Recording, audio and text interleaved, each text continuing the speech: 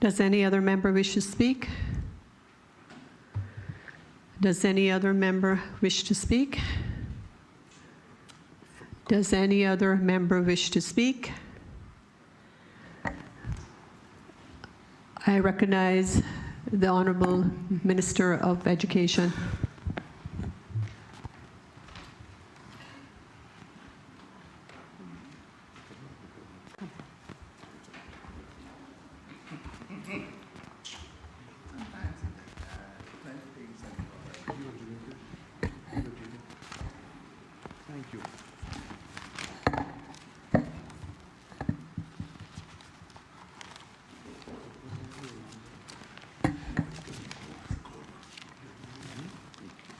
Thank you, Madam Speaker. Madam Speaker, I've been here now next year, God's willing, some 24 and a half years. In fact, I'm told that I'm the longest serving woman ever in the history of the Cayman Islands. I've been through some very turbulent waters, some that we never thought that a good ship Cayman would come out, but it did. We've been through some very complex pieces of legislation that we never thought that we would have got passed because it was in the best interest of the country, but there was some division, but we did. I've been through times of sickness, surgeries, and you never thought you might have come out, but I did. I've been through a number of hurricanes, and I never thought that I would come out, but I did. What then was the common denominator? Just above your head, Madam Speaker. He have founded it upon the seas. And it's against that background that I stand and relate to the Apostle Paul when he said, and I say, I am not ashamed of the gospel of God, for it is the power of God unto salvation. That is not very popular today, Madam Speaker. It's not very easy today.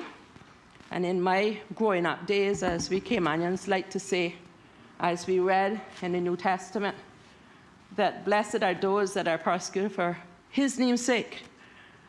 I couldn't quite comprehend that. I couldn't quite wrap my mind around that. I couldn't quite get the extent of the cognizance required to fully understand what that meant. But today, I have. Madam Speaker, there is so many other things that I would rather be doing today than this. Whether it was in my ministry, and Cayman BRAC East, Cayman Islands generally, or at home, enjoying my new grandbaby, or celebrating with my buddy his birthday. But because when I answered the clarion call, it truly was for love of country. A love that condescends, no prejudice or boundaries. A love that comes on a level playing field. A love that has that almost very strange, innate capacity to agree to disagree and still be friends. A rare commodity these days. Madam Speaker, I thought that it would be prudent for me, as it was done in the Constitution that we now have before us since 2009, that I too perhaps start off with a preamble. You know, the good book says that if you lack wisdom, knowledge, and understanding, that if you asked, you would get it. So I'm going to follow his leading direction because it has not to date led me astray. And I want, just in passing, I won't put a lot of weight on it, but I want, Madam Speaker, to just cause our minds to be exercised by the standing orders and just ask ourselves, why? And I stand to be persuaded this position was not taken as it relates to this bill. And I kindly refer your good self, Madam Speaker, to Standing Order 35, and I'll just read it and leave it there. It says, reference shall not be made to any matter on which judicial decision is pending in such a way as might, in the opinion of the chair, prejudice the interests of the parties thereto. As I understand it, there are still outstanding matters before the Privy Council. But because this bill was such an important debate for this country to hear, for history to record, where every man and every woman, duly elected, constitutionally appointed in this honourable chamber, stands on this most important issue. I didn't raise at the beginning on a procedural matter because I was not desirous to get a ruling, neither am I now. I just wanted to put it in the record so that we can, in the weighing of the balance, see what precedents we set. Madam Speaker, then, I thought that I ought to, in doing my presentation, move on to another point that may or may not, at the end of these August discussions, prove to be of paramount consideration, and speak to some procedure. And before anybody jumps up and talks about irrelevancy, I would ask them to permit me with their kind indulgence and hear it out.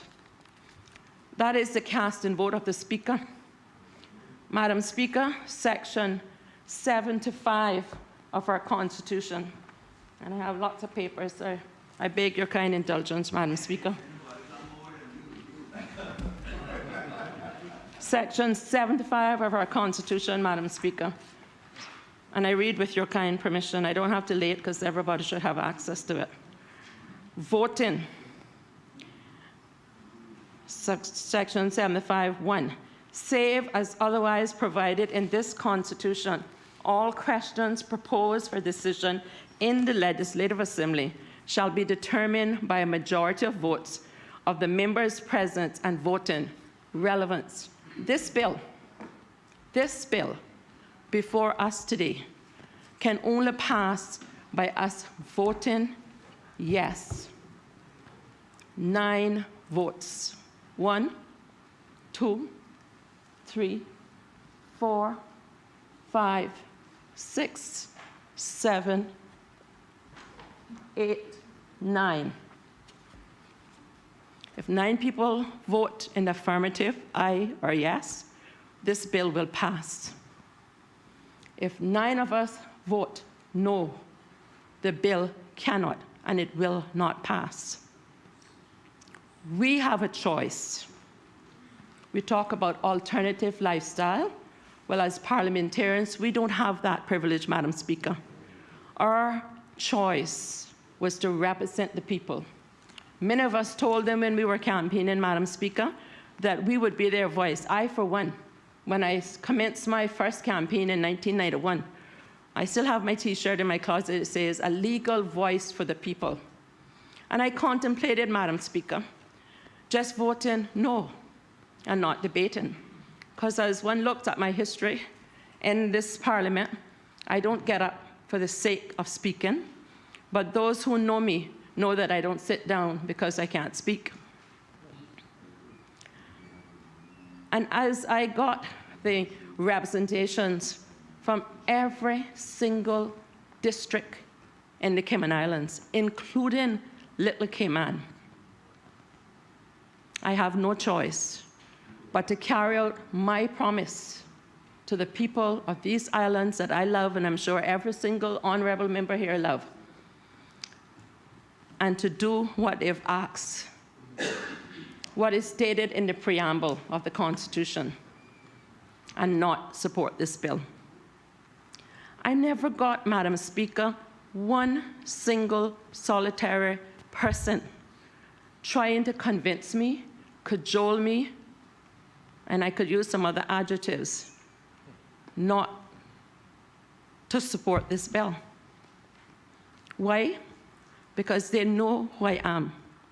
When I ran in 1991, 92, Madam Speaker, I ran as a Christian. They elected me as a Christian. when I choose not to run again, or the people choose not to re-elect me again, I will do so as a Christian. And I make no apologies for that, Madam Speaker. The people have their all-powerful vote in a few months' time. And if for some reason I misread, which I highly doubt, I did fairly well at English when I went to all levels of school, then they would vote me out.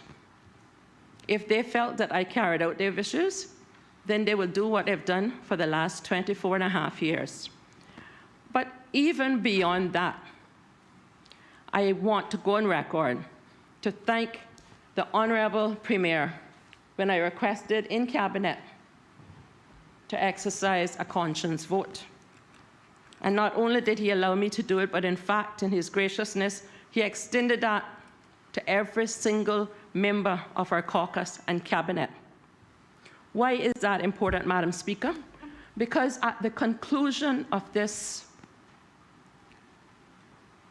debate, not one single member in my caucus and in my government can blame the Premier for the way they voted, because he has released us from collective responsibility, from party responsibility, and he could no better do knowing that he was the main architect of the Constitution and believes and served many years and passionately still is working to get more amendments. And Madam Speaker, I try not to say things unless I can back it up. If I refer to the Constitution, again, Madam Speaker, with your kind permission, we would see that under the Bill of Rights, that there is indeed a freedom of conscience, Section 10, one for your ease of reference. No person shall, that's mandatory, there's no inherent discretion. No person shall be hindered by the government in the enjoyment of his or her freedom of conscience. And I'm so glad for subsection 2, 10.2. Freedom of conscience includes freedom of thought and of religion or religious denominations. I thank God for that freedom today. And it's in the exercise of that freedom I stand and debate here too. And in fact, Madam Speaker, although that is sufficient, the Constitution gave me an added protection. Section 11 of the Constitution duly reads, with your kind permission, 11.1, no person shall be hindered by government in the enjoyment of his or her freedom of expression, which includes freedom to hold opinions and to receive and impart ideas, called debate, and information without interference, and freedom from interference with his or her correspondence or other means of communications. So my phone should not be bugged. Madam Speaker, the Constitution in Section 75, again, if I may kindly refer your attention, also speaks, well, let me do 74 first, quorum, because that might become an issue as well. I've been here many times where seats are vacated. This is one bill. No seat, absolutely no seat on the government side or the backbench side should be vacated. We cannot be fish or fowl. Let every man's yes be yes, and woman and no be no. But just in the event, quorum 74.2 says, for the purpose of this section, a quorum shall consist of a majority of the elected members of the Legislative Assembly, in addition to your good self, Madam Speaker, being the person presiding. Break it down. I'm not like my good friend, the Honourable Minister of Finance, who has a CPA, and perhaps my friend across the way. But I did go to school to do more than eat lunch. So, Madam Speaker, that translates as follows. We have 19 members based on our Constitution. The substantive Speaker is an abstention, and we have an acting Speaker in your good self. That leaves 17 of us honourable members in this House. Hence the reason why we need 9 to pass the bill or 9 to stop the bill. Madam Speaker, voting 75(1) says, as otherwise provided in the Constitution, all questions proposed for decision, and at the end of this second reading, your good self will propose a question. How will that be determined? The Constitution tells us. And I'm reading this for the benefit, not of members, because members, I would well imagine, is familiar with the procedure, but for the public that put us here.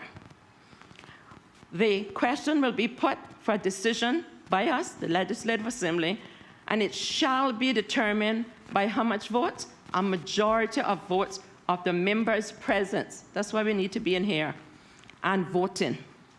The Speaker or other member presiding shall not vote. There's a proviso, unless on any question the votes are equally divided, otherwise known as a tie vote, in which case he or she shall have and exercise a casting vote. And for completeness' sake, 75(3) says that the Deputy Governor and Attorney General shall not be entitled to vote. So I'm not forgetting them, I'm just reading what the Constitution said.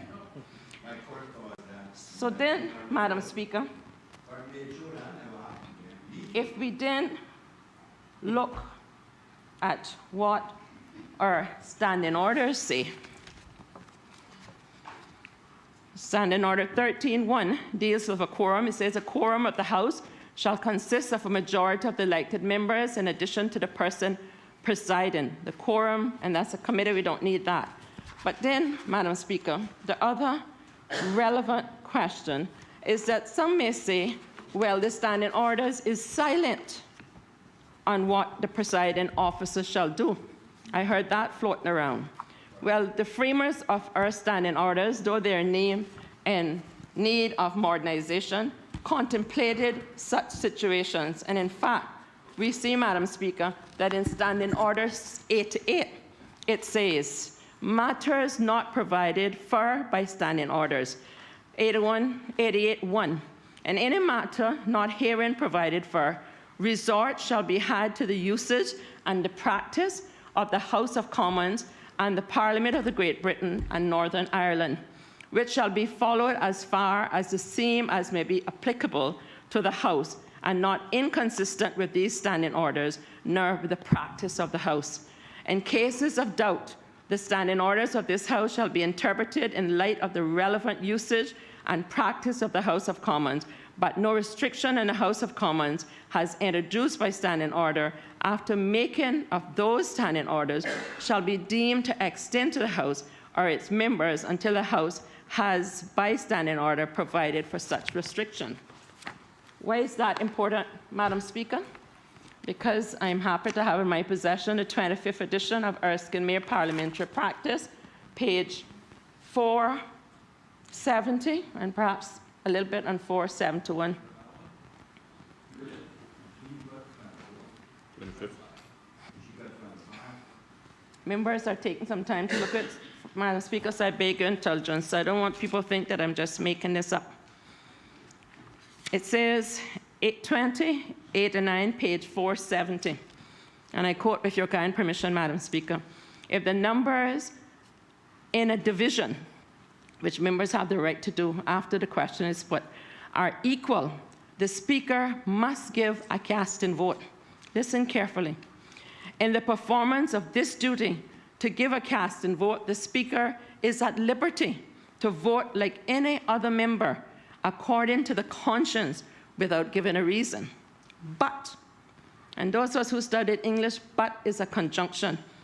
It means you look and see what comes after the but. But in order to avoid imputation upon the Speaker's impartiality, it is usual when practical, and those are conditions precedent, and I know that there's a possibility of some coming behind to deal with it, and we'll deal with procedural matters at that time. I won't take any more of my time to deal with that now. But to say to vote in such manner as to make the decision of the House final, and to give reasons which are entered into the journal. page 2090, page 47.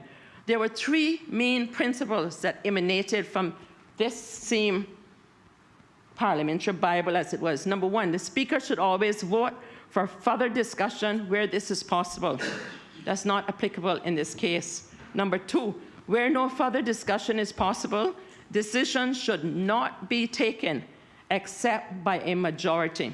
A cast-in vote, number three, on an amendment to a bill should leave the bill in its existing form.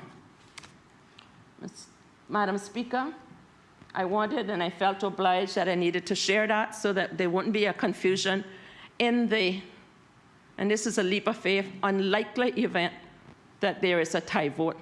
I didn't want people to be scrambling as to what the procedure was, or the public not understanding what was happening and putting you under undue pressure as why you went this way or why you went the other way. They would know absolutely clear what your role and functionality is, and I believe we have a duty to explain it to them. Madam Speaker, I want now, with your permission, to look at this proposition that the UK will do this or the UK will do that. Based on what I was able to find within the short space of time, I am convinced, unless otherwise shown in writing by the appropriate authorities, that the UK will not force civil unions on us. In fact, as far back as 2003, I think that's the date, Madam Speaker, it's quite small, so I stand to be corrected, but it was on April 2nd, maybe it was 2008, whatever the date was. The Net News had a picture on the front page, and if you wasn't quite sure, you would think that that was what the headline was about, but you have to go to the far right side, and it's entitled, UK will not force civil unions, comma, 2008. I thank you, Leader of Opposition. Madam Speaker, with your permission, I'd like to lay this on the table and ask for the relevant copies to be circulated in due course. So allowed. Thank you, ma'am. Honourable Minister of Education. And then some may be tempted to say, well, that was 2008. Well, let's fast forward to 2019. The Foreign Affairs Committee, Madam Speaker, with your kind permission, I'd like to refer to the Global House of Commons Foreign Affairs Committee, Global Britain and British Overseas Territories, Resetting the Relationship. Government responds to the committee's 15th report.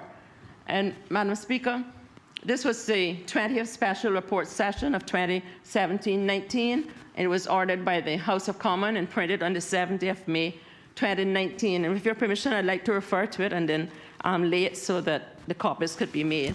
It was referred to earlier in other persons' debate.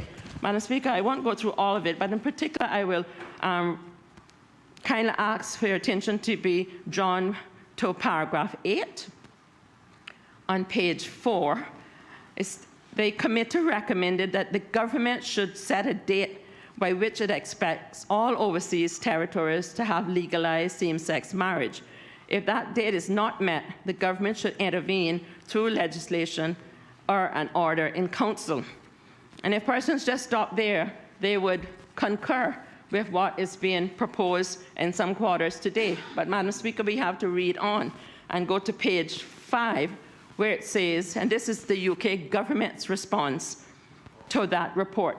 The UK government, Madam Speaker, is committed to equal rights, they don't hide it, including the LGBT rights. We believe the strongest, safest, and most prosperous societies are those in which all citizens can live freely without fear of discrimination, and where all citizens, including LGBT people, can play a full and active part in the society. We would call that the introduction.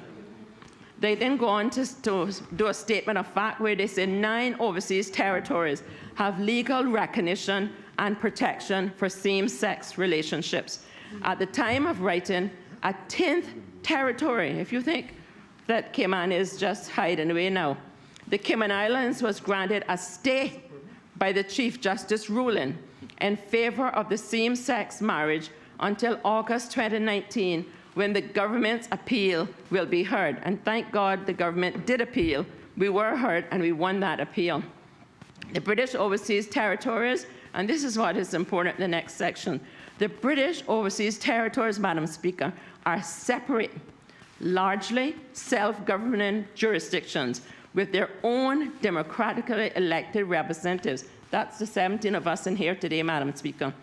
Our relationship with the overseas territories is based on a partnership, not a unilateral ship, not a leadership, but a partnership. And therefore, as policy on marriage law is an area of devolved responsibility, that means they have given us something. It should be for the territories, it should be for the Cayman Islands to decide and legislate on. That's what we're doing here today, Madam Speaker. As has been demonstrated by recent LGBT cases, the territory's justice mechanisms and processes should be allowed the space to address these matters.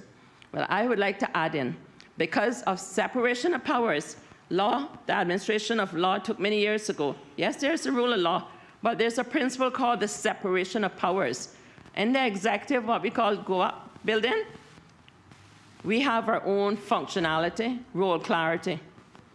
In this Honourable Parliament, even though we seem to get the least weight and attention and respect nowadays, we have a job to do as well. That job is before each one of us today. Do it well. Do the judiciary across the street, they have a job to do. And we respect them. When they overreach, we appeal them, and we hope to win, Madam Speaker. But it cannot be a one-sided thing, where we come up here in Parliament and are expected to have a conch shell mentality. And for those of us who haven't taken the time to familiarize ourselves with the Cayman culture, the conch is one of our edible things. In fact, my good friend, the Minister of Health, Mother prepared him a most sumptuous conch dinner today. But when you go diving, as I've done many times, the BRAC and Little Cayman, and a conch see you approaching, they draw up into their shell and try to find some grass to go under, or some camouflage through the rustling of the mud. Our people, Madam Speaker, did not put us here for conch shell mentality.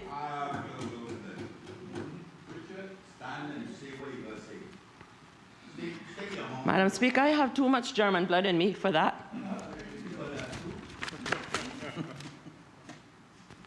And then, Madam Speaker, I trust I've put that to rest.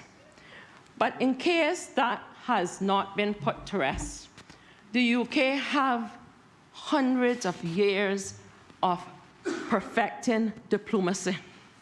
They're some of the best in the world, and I commend them for that. The UK, having just recently, under much turmoil, exited Brexit, they have to answer to the United Nations. They are not alone themselves. In fact, they are embarking on global Britain. Do you think that they want to start that journey by doing an order in council on the Cayman Islands against the will of the majority of the people in the Cayman Islands? And why do I say that, Madam Speaker? Because there have been no scientific method to show that it is not the will of the Cayman Island people, nor is the will. So we have to go by what we know, by going to house, by social media, by people coming up in church, by people coming in supermarket.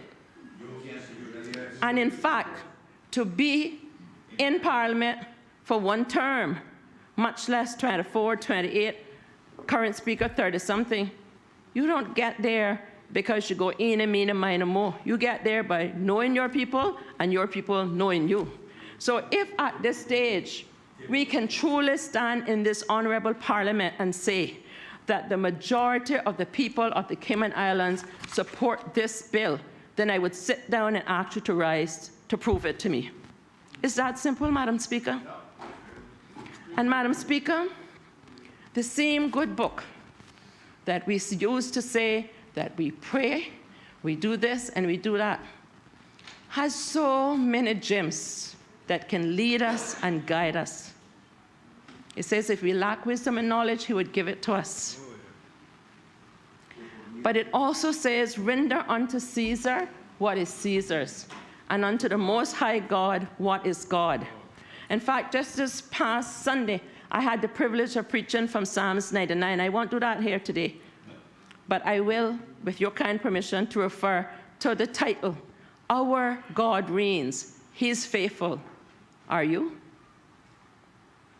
And it went on to say how God, in the New Testament, calls Moses and Samuel's name, not because that was the only name, or those were the only names that he could remember, but because it said they had obeyed him and he answered their prayers. I want to go on record today, Madam Speaker, to thank the thousands of people in these beautiful Cayman Islands for having prayed, who is praying even as we're here in Parliament, and who will continue to pray, because the effectual, fervent prayer availeth much. Yes, Madam Speaker. Yeah, just to say we have now reached the hour of 4:30 p.m. May I have a motion for the suspension of standing orders? Thank you, Madam Speaker. Madam Speaker, I move the suspension of Standing Order 10-2 in order for the House to work past the hour of interruption. The question is that Standing Order 10-2 be suspended to enable the business of the House to continue beyond the hour of 4:30 p.m. All those in favor, please say aye. Aye. Those against, no. The ayes have it. The House will continue beyond the hour of 4:30 p.m. Please continue, Honourable Minister of Education. Thank you most kindly, Madam Speaker. Madam Speaker,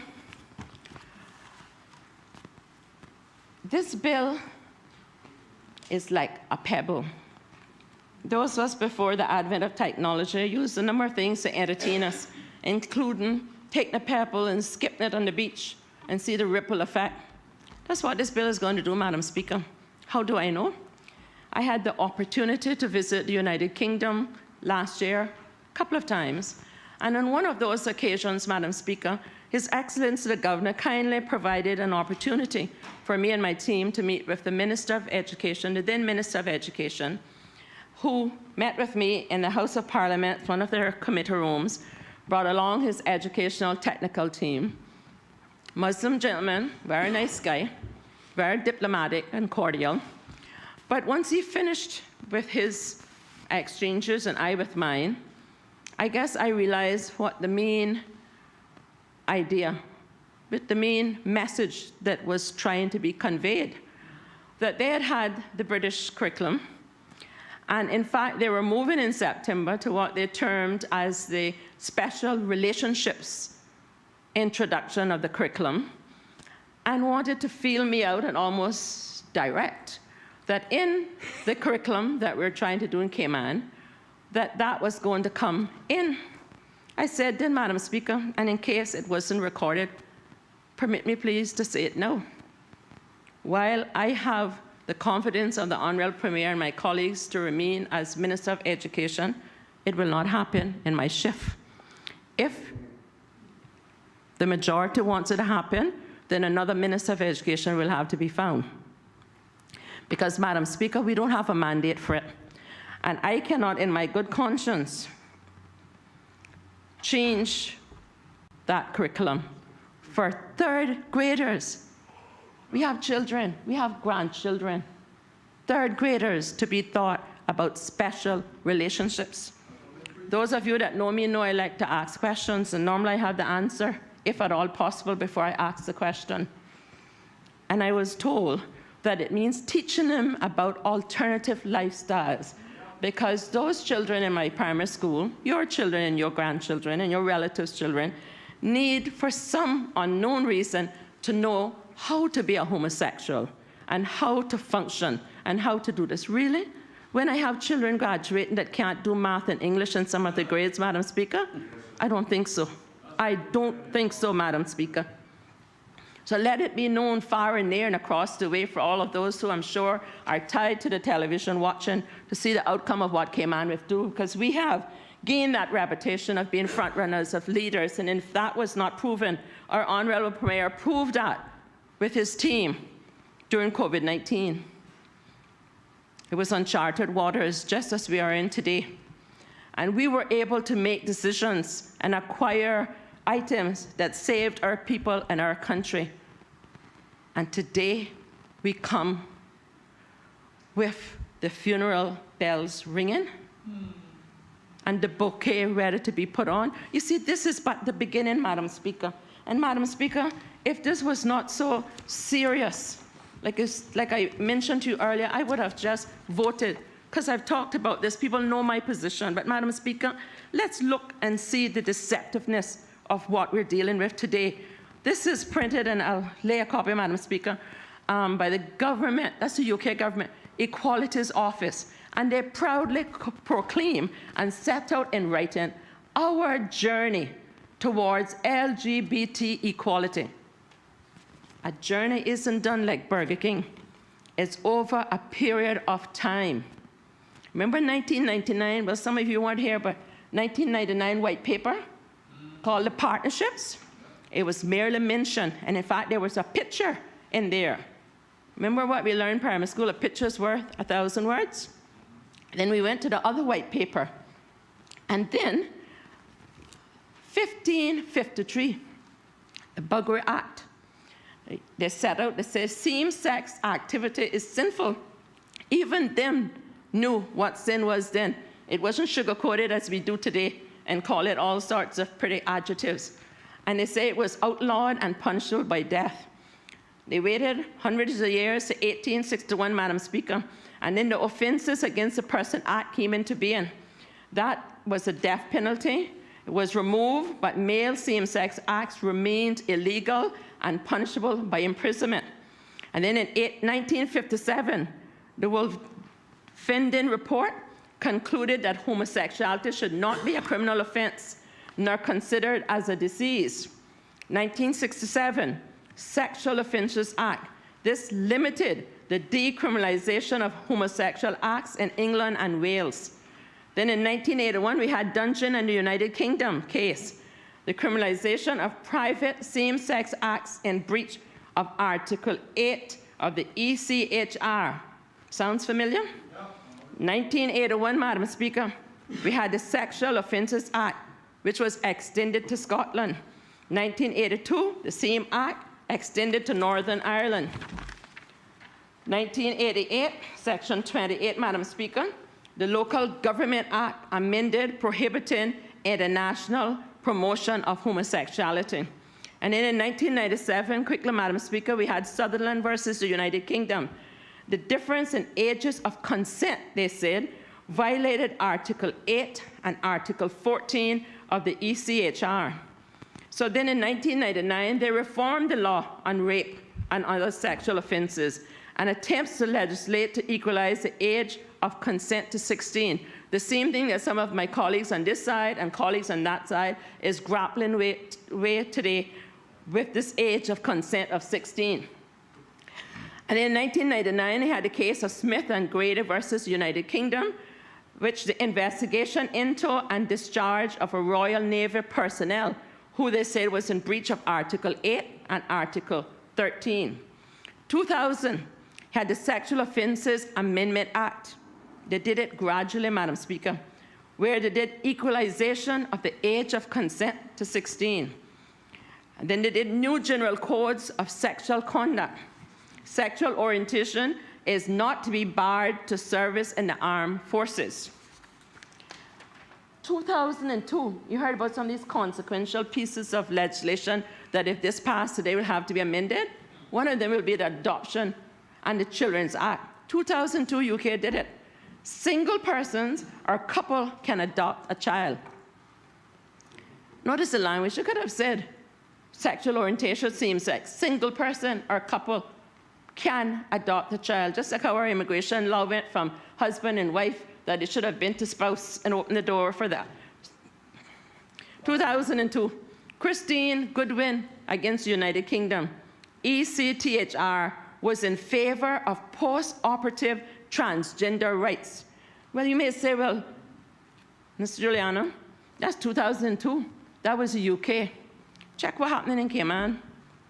Check and see how a transgender who was born one sex did the surgery, Madam Speaker, went and applied for a passport, Madam Speaker, and the passport now reflects the change of sex in Cayman. The ripple effect. 2003 Sexual Offense Act came and swept away the sex-specific legislation. 2003 we had an employment equality, which was based on sexual orientation regulations. Discrimination protects on sexual orientation in employment. Then 2004, they went to the Civil Partnership Act, just where we are today. Separate unions, which give most of the rights and responsibilities to civil marriages. They weren't satisfied with that, so in 2004, Madam Speaker, they did the Gender Recognition Act. A duck by any name is still a duck. Transgender persons can change their legal gender in the UK.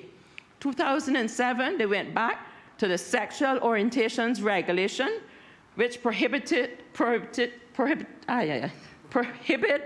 and the discrimination of the grounds of sexual orientation in the provision of goods and services. They're not missing out anything, Madam Speaker. 2010, they went back for the Equality Act, which dealt with sexual orientation and gender reassignment are protected characteristics. 2013, where we will be in Roughton if we're not careful here today. The Marriage and the Same-Sex Couples Act. Same-sex marriage in England and Wales. 2014, Marriage and Civil Partnership Scotland Act. Same-sex marriage in Scotland. And then, after they bragged about their incremental journey to this great thing called sexual orientation and rights, the very last page, Madam Speaker, says, what have we learned? And they say, I guess this was before COVID-19, a white and a black hand held together, saying, know your allies and align your support if you think they're not organized. Then they say, frame the debate. Then they say, invest in changing social attitudes. Small screen, big stream, and impact. Then they said they had to raise awareness. Listen to this one, Madam Speaker. Know your opponents and prepare your response. And finally, share good information and good practice. Madam Speaker, I too would like to ask, and I thank you for your indulgence to listen for that repetition, but I felt it was necessary, Madam Speaker, to share with members that this isn't a one-time thing. This isn't that we pass this today and that's it, they're not going to trouble us again, because there's a section in the Constitution, I believe it's Section 5, that talks about the court, how they can look and they can read things into being, and the court can, well, the court these days seems to be making law, and we have to be appealing it, but it's a costly exercise. So we have no guarantee. Let them be a man or a woman to their word and provide to our Honourable Premier that if we do not pass this today, that they're not going to give us the constitutional changes that they know we need, and the Premier and others have worked so hard for us to get. Let them put it in writing. The debate isn't finished yet. We can do it just like that, and you can get it sent down to our good Deputy Governor, who is the representative of the Governor's office and Her Majesty here. And I'm sure he will not be reluctant, because he never has incarnated his duties, to lay it here so that every member can see it and the public can read it, and they won't be a guessing game, Madam Speaker. Amen. This is not hide and seek. This is about the future of our beloved Cayman Islands and the future of our children. They should, if in a partnership, let's take a husband and wife, because that will soon become in archives or the museum. That's a partnership, Madam Speaker. Do we believe that that partnership is going to have a longevity element if there are secrets in it? Or if the man has all the say or the woman has all the say? If it's a partnership, we must be equals before the table. And I've seen our Honourable Premier perform on TV, in the room and out of the room. I've known him practically all of my life, at least early teenage, because Deb and I have been good friends for a long time, and Judy and Evelyn, Audrey and the rest of them. He is as capable, if not more, than any of them there. And let me say that again. He is as capable, if not more, than any of them there. Otherwise, he would not have been Premier for 2 years. And for 2 terms.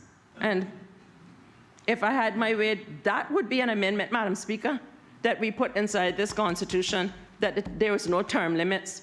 Because with a small amount of Caymanians, and I'm grateful to my honourable ministerial friend who reminded us, and I'm sure the statistician across the street, across the hall, will remind us that Caymanians are quickly getting in the minority. And Madam Speaker, the more things that come that we allow to divide ourselves is the more opportunity that we are creating for those who are in the minority that are getting statutory majority graduation. Let me say that again. The more that we allow things to divide us is the more that we are giving opportunity to those who are now in the minority to get statutory protection to become the majority. Some may say, well, you're old-fashioned. Well, I'd rather be old-fashioned and standing for the Lord Jesus Christ than to be standing for nothing and falling for everything, Madam Speaker. In a day, in a night, in a month. Madam Speaker, one may say, well, why all the hype? Because of the lack of transparency. Madam Speaker, what do I mean by that? Madam Speaker, all members should remember, if not, permit me to remind them. Remember, so many members got so excited about a piece of legislation that came here before this Honourable House entitled the Criminal Records, Spent Convictions, Application for Expungement Law. We all were happy that some of our people would be given second chances, that they would not go into Northwood Prison and the door would become a revolving door. We were happy that our Caymanians that were put there for maybe smoking a spliff or whatever would have opportunities if they proved themselves under this. In fact, this happiness was enshrined in our legislation by virtue, Madam Speaker, of Section 16 of the said Criminal Records Spent Conviction Law 2018 revision. And I read as follows with your kind permission.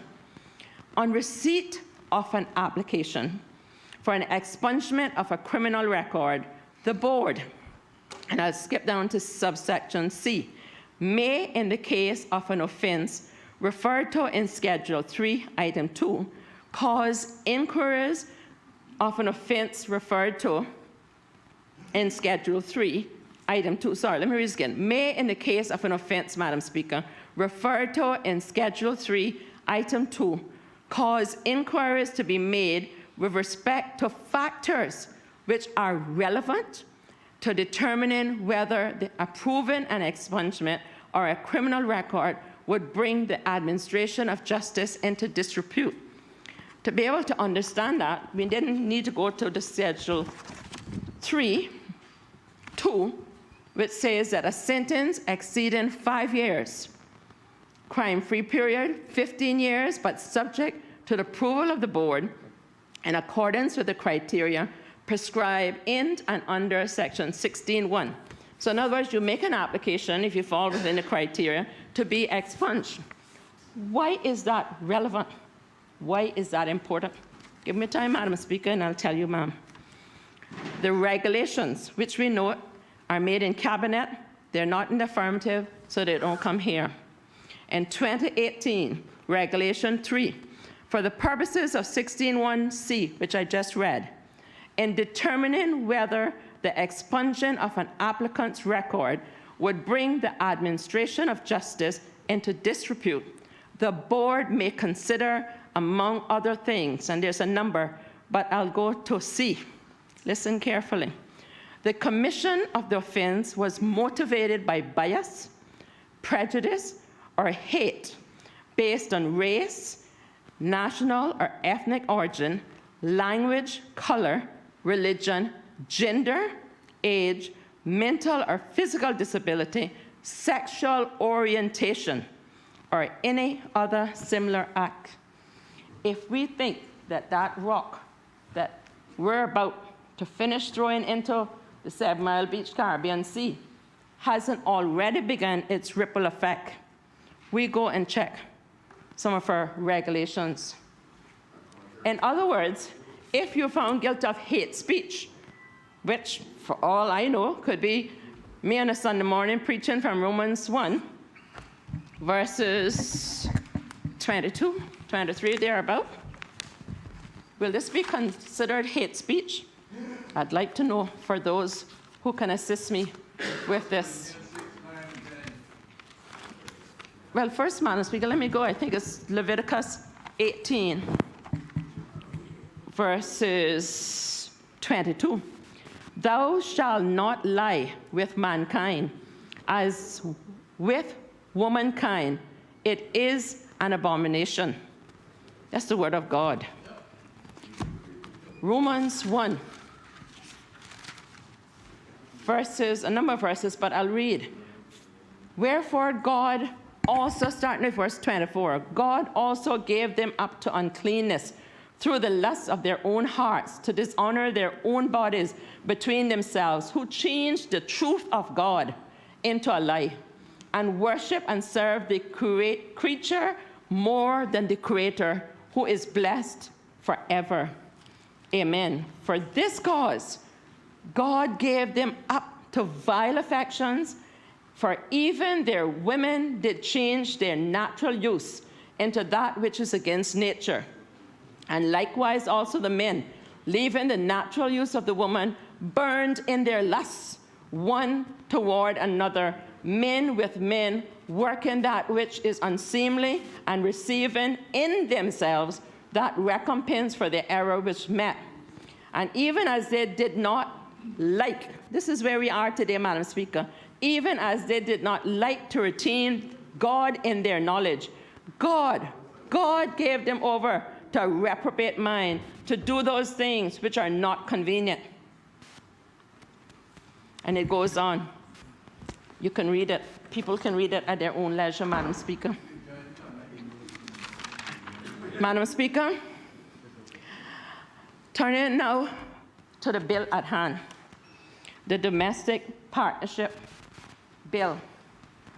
Madam Speaker, I will not take the time of this Honourable House to go through the bill, but I've read the bill. I have read the bill, Madam Speaker. And I dare say I have understood the bill, Madam Speaker.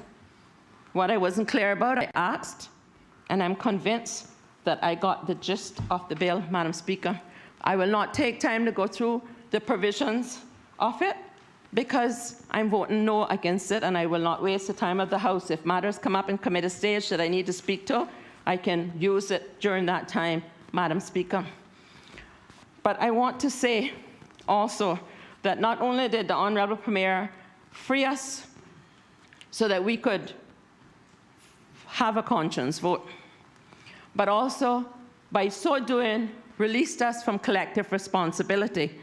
So it's with a heavy heart that you have to sit here, then stand here and speak against a government bill. But permission was granted, and to do any less would be totally out of character and expectation by those who know me. Madam Speaker, we will see as we look at this bill. Before doing it, let me just say one more thing. I also heard whispering in some corners that, people are born that way and la, la, la. I'm not a scientist, but I want to say I did a little bit of research, and I did find under the human person, sexuality and family, politics and law, education and culture, Business and Economics section, a recent report, if you can permission, and I'll lay it in due course. It's entitled Born That Way No More, The New Science of Sexual Orientation. It's in September 30th, 2019, by Mr. Paul Sullins. And I read, Madam Speaker, a new study adds to a growing body of evidence demonstrating that the dominant narrative about sexual orientation, that it is genetically determined, simply cannot be true. Instead, the science shows, not Juliana, not even the Bible if you don't want to believe that, but the science shows that a person's sexual orientation and choice of partners depends heavily on the development and expression of personal autonomy regarding one's own sexual possibilities. Late last month, a team from MIT and Harvard, was no Yaya Finke University, but Harvard scientists published a landmark study of the genetic basis for sexual orientation in its journal. The study was based on an examination on the genetic material on almost 500,000 persons, Madam Speaker, definitively refuting the idea that being gay is an innate condition that is controlled or legally compelled by one's genetic makeup. The study, Madam Speaker, contained two findings, and that's all I'll deal with this. Firstly, Madam Speaker, it found that the effect of the genes we inherit from our parents, known as heritability, on same-sex orientation was very weak, at only 0.32 on a scale from a 0, none, to 1 total heritability. This means, Madam Speaker, that a person's developmental environment, which includes diet, family, friends, neighborhood, religion, and a host of other conditions, is twice as influential on the probability of developing same-sex behavior or orientation of a person's genes. And secondly and lastly, rebutting decades of widespread belief. The study established that there is certainly no single genetic determinant, sometimes referred to as the gay gene in the media, that causes the same-sex behavior. Madam Speaker, I am told in the same Bible to love everyone, and I try my endeavor best to do that. This same Bible tells us to love our very enemies. That is much more difficult to do, but the Bible also tells me that with God, all things are possible. And where one can tread 1,000, two can tread 10,000 angels. In fact, Madam Speaker, we as Christians try our best not to bully anyone. We live in a democratic society, and if they want to engage in that type of activity, that's between them and God. Most of us, Madam Speaker, if not all of us, have friends, have family members who have chosen this lifestyle, and we love them. Some cases we provide for them, but I still have a responsibility to speak the truth, because the same Bible says the truth shall set us free. I am grateful, extremely grateful to our forefathers and mothers who have paved the path and told us right from wrong. It's such an easy temptation, and it is said in so many corners these days that legislators have no business with morality. That's like saying that street lights have no business on our streets. You know the case that is resultant therefrom, Madam Speaker? Our God is a God of order. His reasons are not tautological. They are sound, and they've proven and have been tested over the decades of time. But Madam Speaker, I have to confess today that for the first time in my 59 years, I have felt that it's almost criminal to be a Christian. I have felt, and nobody can tell me what I have felt.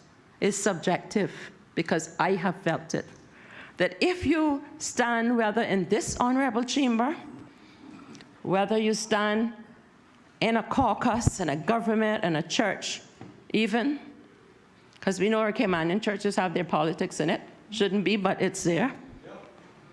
That if you dare to be a Daniel, if you dare to be an Esther, where you say, if I perish, but I will stand upon the word of God, that you are labeled a fundamental, fanatical person. That's why we call Christians, because we are to be Christ-like.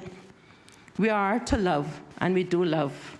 But love has no part in its connotation or definition for compromise. Once we allow compromise to come in, truth is adulterated, and it loses its purity, Madam Speaker. Madam Speaker, I would like, however, before I take my chair and wait to vote, refer to Section 47 and Section 48 of this draft bill.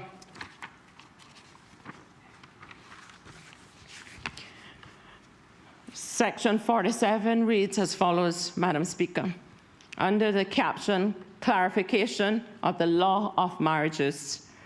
Unless a marriage falls within Section 48, a marriage is void unless the parties are respectively male and female.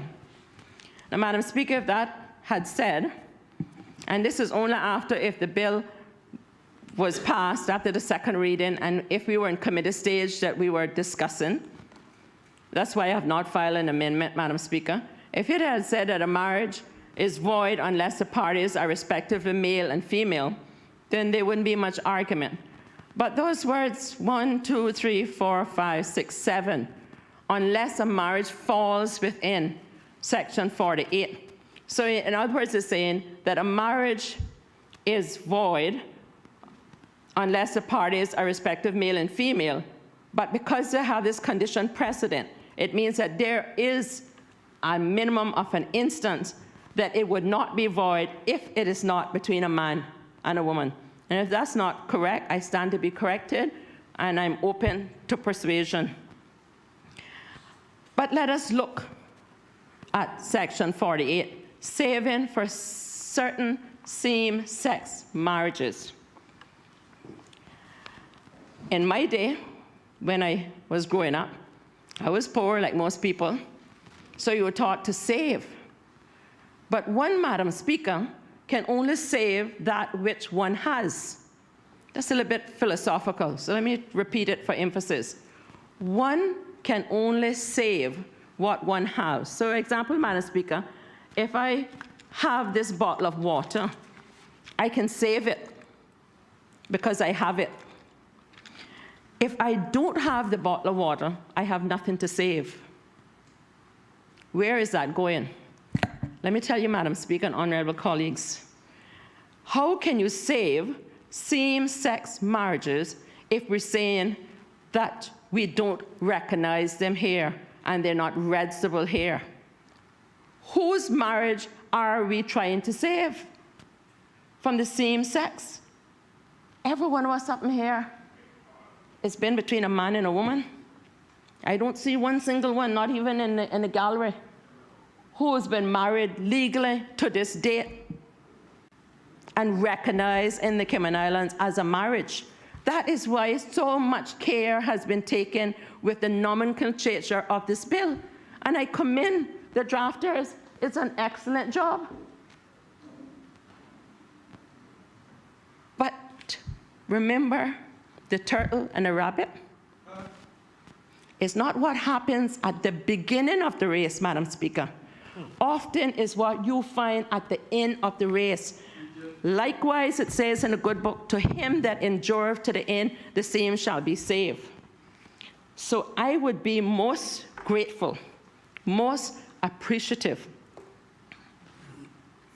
if somebody could convince and explain to me why is it necessary in a bill that we've gone to such a length to persuade dissuade in some instances that, oh, this is a first step, we have to do it, we have to adhere to the rule of law, all those good arguments that were put forward.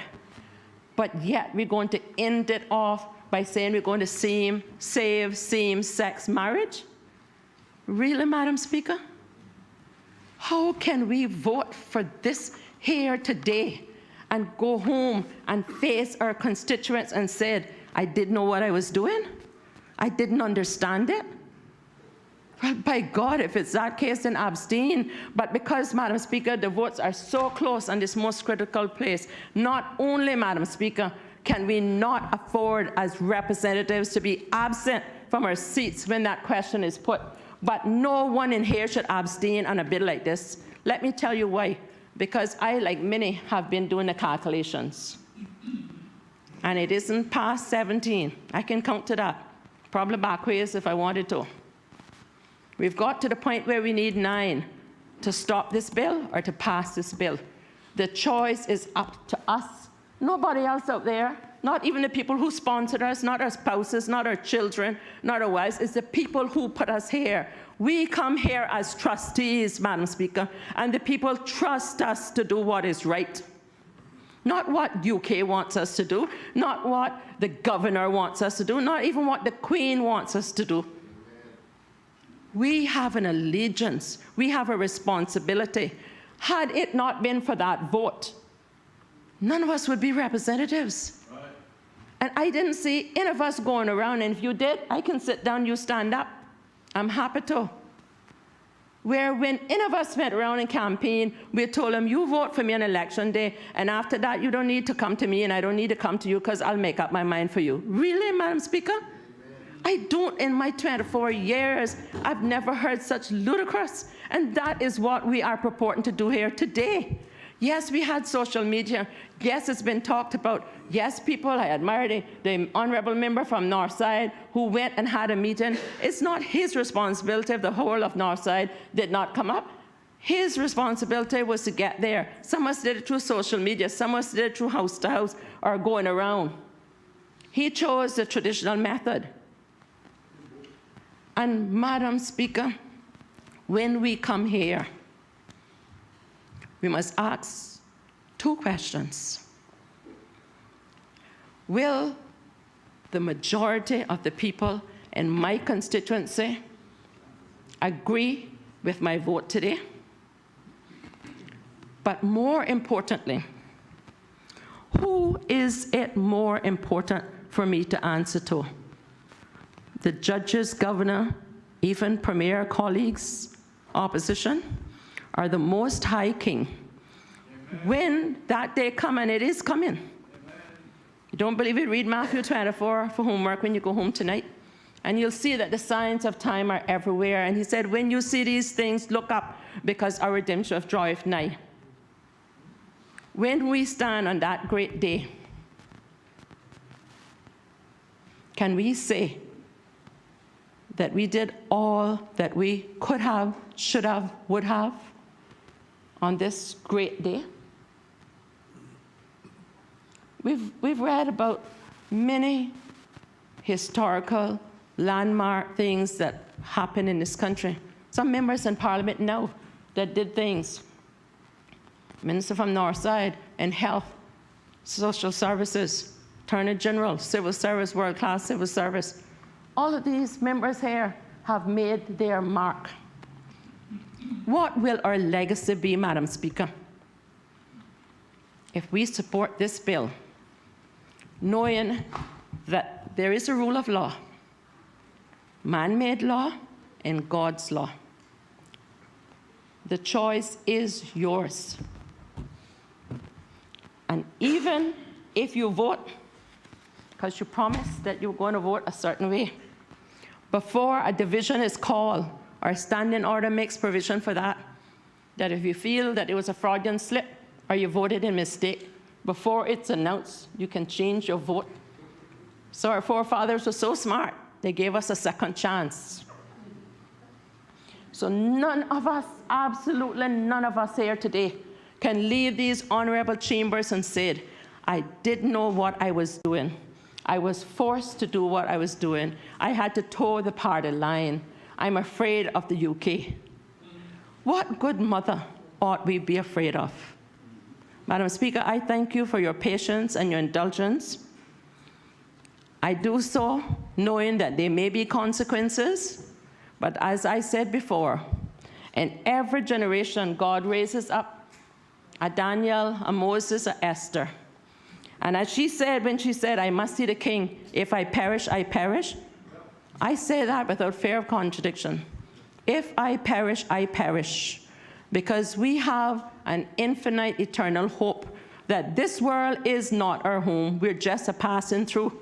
And it's said, as is often said at many funerals, it's not your date of birth, it's not even your death date that counts.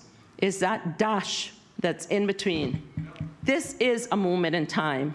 This is a moment to make a mark of that dash that will be our legacy. I trust we mark it well. I thank you, Madam Speaker.